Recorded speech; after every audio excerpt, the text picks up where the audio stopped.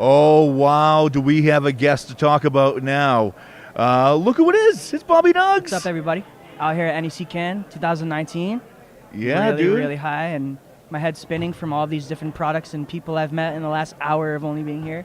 Dude, can you walk like 2 feet before people start saying hi? Or No. It's fun, you know what I mean? But sometimes a little overwhelming, you know what I mean? Yeah. But it's cool to be able to come to your area with your people and get to network in person with all these people you only get to really talk to on social media. Yeah, but you know what? Speaking of social media, you got quite the following. Yeah, that's something that was kind of unexpected when I first started doing this 10 years ago.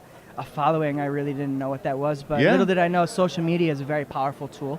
Yep. And I've been able to use that to my advantage a lot over the last 7 or 8 years, especially when I decided to switch from Facebook activism to Instagram. Yep. You know, it's, Yep. Instagram's a whole different world, and it's opened a ton of doors for me, especially over the last 3 or 4 years with legalization taking off. Now I found myself public speaking and educating and doing a lot of different. Isn't that something? Yeah, it's fun. A little Yeah. intimidating sometimes. But breaking don't you down feel? barriers. But you know? isn't it like it comes naturally? Yeah. Like you meet somebody for the first time, and they, you don't want to say, "Oh, you're in the cannabis industry," but all of a sudden they ask you the inevitable question, and you say, "Oh yeah, I'm in the cannabis industry." And next thing you know, you feel like saying, "Be prepared for 2 hours of straight cannabis talk, Yep. either on activism or growing or consuming or." Some of the best relationships I've forged in this have just been through simple interactions, sharing some nug or some hash with people, and Oh yeah. lifelong friendship. I'm still talking to those people. In fact, I just seen one of my friends for the first time in 4 years. When I first got here, he had recently had a child, but amazing grower, amazing solventless extractor, and he's busting out jars and showing me. It made me happy to see it's everybody's passion, and that's our common ground, you know? Yeah. So, common ground. Let me ask you this, though.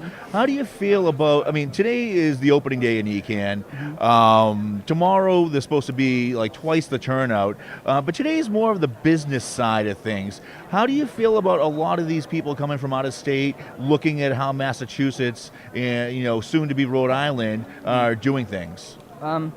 It's basically what we wanted. It's what the people voted for, but to me, it's always frustrated me a little bit to have out-of-staters come into our area and bringing their money and their connections and stuff and rooting themselves in our home and taking a crap in our backyard is something that I never was really a big fan of. But Yeah. as long as the motives with people and the intention is there and it's good, what harm can it do to progress the culture? I don't see any, but there's such thing we call a culture vulture. Yeah. And I think that's stronger than ever right now, especially with so many opportunities, so much money on the table to be made. Absolutely. A lot of money to be made if you're doing it right. If you're doing it right. There are some small people out there who may have resisted the education to fill these other hats that you have to wear when you do it. But that aside, you're branching out and you're doing something, a tasting of sorts? Yeah, yep. Throwing events has been a huge part of my life for a long time. I'm trying to do a more legal event structure, hence a tasting party, 21 plus adults in Massachusetts. You should come show ID. My sponsors gift legal amounts of flower and extract for our attendees to try, to do terpene identification. So this and is like a practice wine standard. tasting, Yes, in a sense. It's basically we modeled it after a wine tasting. I have experience judging cannabis competitions all over the country. In fact, No, I you maybe have don't. done, Do you? Yeah, I've judged You maybe don't sit on 15 to panels 20 and stuff, cups. do you? Yeah, I'm well known for that. So with my expertise and knowledge in extractions and flower and my knowledge for standards, quality standards, and my girlfriend's knowledge for wine, she managed a liquor store and has done over 24 wine tastings. We decided to incorporate our skill sets together, and we're hosting a first educational cannabis tasting party on 420, day before 419. Oh, 419. You got that? How would somebody inquire to find out If you're interested more? in tickets, you can follow us on Instagram at Interpretasting, or follow me at Bobby Nuggz _official, and I'll send you all the event info. I do a vetting process where I'll just have you answer a few questions, and usually that's how I find our event attendees, because you want to know a little bit of who's who. It's legal now, but I still try to make sure that my attendees know that when they come to my event, they're going to have a one-on-one experience, not only there, but with me. And I'm your host, so it's best that we say hello, I know your name, get to know you a little bit. So we've sold some tickets so far. I'm excited. We have some great varieties being donated. One of them is black cherry cheesecake cookies. It's exquisite. It's like grape soda mixed with berry and cream. It's delightful. And then we have black candy rain. That's a London pound cake crossed with a gelato. Now, are these different cultivators? Cultivars. These are different cultivators who have donated their strains to our tasting fund. Wonderful, wonderful. So yeah, let's talk about cultivars, because you said something that impressed me. A lot of people say strains, but they're cultivars. Yes, they're cultivars. I mean, we're in a new age now where the variety and hybrids and breeding processes and selection processes that some of these breeders are using is next level. Yeah. And some of these genetics and projects they're working on, real breeders sometimes take up to 5 years to release one of these strains that we get to smoke. And a lot of people don't realize the time and effort that goes into releasing a strain. The generation. I'm sure there's a lot of people now. Exactly. There's a lot of people that are just throwing pollen on stuff and creating quick varieties. But real cultivars, you know, they're elite genetics in my opinion. Did you get the chance to meet Colin Gordon? Not yet. No. Where is he? Ethos booth. Is he? Yeah, nice. I didn't get to stop at Ethos, but I stopped by so far. Professor P, Dynasty Genetics, he was busy. I stopped by Exotic Genetics. Bunch of great breeders here this weekend. We're sitting right next to Swamp Boy over here. Nice. I see them setting up. The genetics game right now, it's been awesome to watch it take form over the last 7 years. I mean, every few years we have this wave of genetics, and the cookies took form, and then the glue came around, and now GMO, and like all these the purple flavors, punch, the purple punch. I'm a huge fan of old school grape. Old school grape. Like grape ape and like purple haze, like some of the strains that interested me in cannabis, and like 03, 04 that were like outstanding coming from NorCal, and like luckily we were getting a couple ounces for $500 out here in Rhode Island or Mass, you know. And I was like, wow, people are growing this. This is possible. Like, how are those flavor profiles even possible? And now we got orange, strawberry, banana. Like, it blows my mind every day to just see these guys coming up with this stuff. I'll tell you, I mean, I don't want to plug myself, but I have this wizard that works for me that's going to be throwing some very strange things on the market. That's what you want to stand out. You got to have unique terpene profiles, unique genetics, and you got the same old, cool. Those are going to be standards. Everybody's going to want them all the time. But we have this opportunity right now with these cultivars to endlessly create different varieties of strains that are going to help different ailments, and really now we have terpenes. Like 8 years ago, I didn't know what that was. No, but all the research from Israel is coming over, and the universities are starting to open up, and we're thanks for like people like Dr. Doty and for isolating what these terpenes can actually do to the endocannabinoid system. Terpene isolations and cannabis-derived terpenes, like even artificial, it's a whole big business. It's crazy all the off branches that have recently happened, and I've seen like 6 rosin press companies here, and I don't know, all of that's it exploding. You astounds didn't see me. that 5 years ago. Who would have thought that someone would have pressed a nut between their girlfriend's hair a strainer? sneaker back in the day and walking around with it. I've been smoking hash for 17 years, and back in the day we got some stuff from NorCal pressed into bricks. And it's a Humboldt County on the top. Humboldt County. That was my first experience with like what a are they really calling now? fine Murder hash. Mountain now because of that movie? That was an interesting representation of what those guys got going on up there. But hey, man, I come from black market. I was kind of born into cannabis, and since I was a child, my family's been arrested for cannabis. When I was younger, my family's been raided. I've had friends who have gone missing, have been murdered because of cartels. And this is why I fight for expungement. Me too. That's something that I want in Rhode Island right now. Mass, I see a lot of people pushing for that right now. It's so important. Absolutely. So let me actually, getting on to the, it's not political or whatever, but I guess it could be political.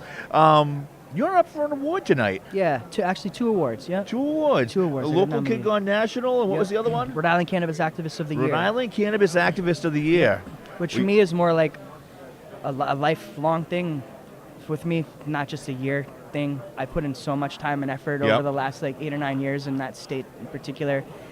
Legalization is always something that grassroots activists kind of feared, including myself, and now that it's coming to Rhode Island, exactly what we always feared was going to happen is happening. And but yeah, that's one of the awards I was nominated for this evening. And then Local Kid Gone Nationalist, I thought that was super cool. It's an honor, really, really humbling to even have been nominated. It's well deserved. I mean, look at everything that you're doing. Thanks. I mean, you put activism on the map with a lot of when a lot of people were afraid to come out and do what you were doing. I saw the Did I need say for that it right? out here. Yeah, you did. You said that perfectly.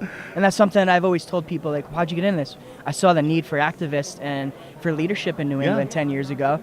There wasn't anybody in my age group trying to be a professional business person or put their face out there and create a brand for themselves and fight on the front lines. And that stigma. Yeah. And that's something I've strived for and I still strive for daily because we have so much more work to do, ending and breaking that stigma and teaching our kids that this is the okay option for medicine and for recreational use. Absolutely. You know, I mean, that's great that you say that because I've had the talk with my kids. Yeah.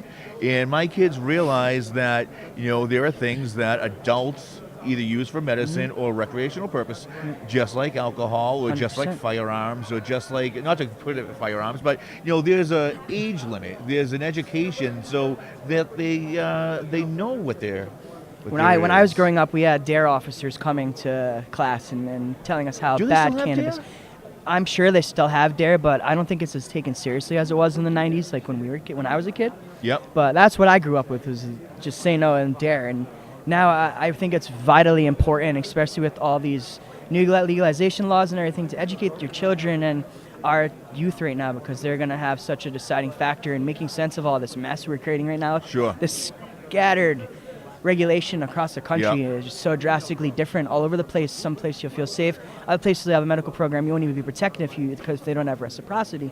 So hopefully one day some of these kids are going to make sense of all these problems that we're creating. And it's problems I say we're it all the creating. time. I mean, somebody has to be taking notes to write the book. Yes. Because when the book comes out and they're reading it 30 years from now, they're not going to realize what we've gone through. Paying for empty warehouses. We're in a civil rights paying movement for- right now. my You know, word, I we see a are. lot of people talking about that. It's something that I've always said for a long time. I call it the dab ages. Yep. This is like we're breaking out of some dark times and some dark ages right now. Yep. And cannabis and hash concentrates are helping us break down those barriers. Even with older people, now we have vape pens. And there's so many conveniences. I call CBD the new Jane Fonda workout. It's so true. Because every soccer mom in the world has talked about CBD since Ellen talked about it, and I didn't expect that, honestly. We didn't expect half of the breakthroughs we have. But CBD, wow, just to see the last 2 years how big of a business, billion-dollar business. It's scary, yeah. Because a lot of you got to snake know oil your salesmen out source. there. You really got to know your source. For me, I always tell everybody full spectrum CBD is what you want. So you're telling me 7-Eleven's not carrying the good stuff? No, man. I understand that people think that they're going to get some medicinal benefit from that, but at the end of the day, they're just taking your hard-earned money, and it's snake oil, you know? Full spectrum is really what you want if you're looking for any type of relief. It's what I tell everyone. Yep. Full spectrum meaning there's full spectrum of cannabinoids in that extract. Have you tried Howell's yet? No, I haven't. Have you heard of him? No. All right, there's a guy, Howell, who makes, I forget his full name, and he's probably going to kill me for forgetting his name, but he makes this full spectrum tincture that is phenomenal. Nice. I'm a huge fan of tinctures. Oh, are you? I have stomach problems. Yep. So taking a good Everclear or glycerin helps me in the mornings. Yeah, you that's know? how we do it. We have a nice That's one of long my first process, and- infusions that I ever did was a bottle of Everclear. I put an ounce of bud in there Yep. and left it in a closet for 6 months. Exactly, yeah. And that was incredible. I strained it afterwards with some cheesecloth. Yep. I love me some tincture.